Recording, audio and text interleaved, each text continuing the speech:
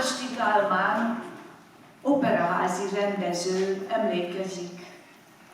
Még 1926 nyarán történt, hogy ismeretlenül megszólítottam Kodály Zoltánt. Azt képzeltem akkor, hogy ő csak úgy megszólítható, de Kodály valójában megközelíthetetlen volt. Zenei tudásom hiányossága egyre inkább nyugtalanított. Mesterre vágytam, nevelőre, aki nem csak a muzsika, hanem az emberiség mestere is. Ám hiába minden közlekedési kísérletem mind csődöt mondott. Végre egyszer mégiscsak kilestem, amint imbolygó léptekkel ballagott a Zenekadémia felől át a Király utcán. Megállítottam, és kértem, hadd tanulhassak nála.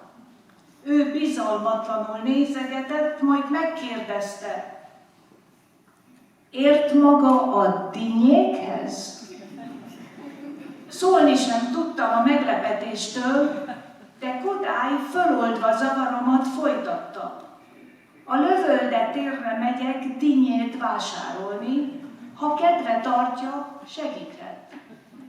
Végigmentünk a Király utcán, és nem beszéltünk. A piacon Kodály kiválasztott 4 dinnyét, 2 kezembe nyomott, 2 a hóna alá csapott, és útnak indult. Én utána a dinnyékkel. Egészen a hűvös völgyig tartott a néma gyaloglás. Végre megállt a házuk előtt, és így szólt. Úgy látom, van magában segítőkészség.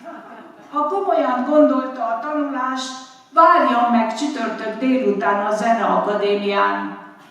És intett, hogy mehetek.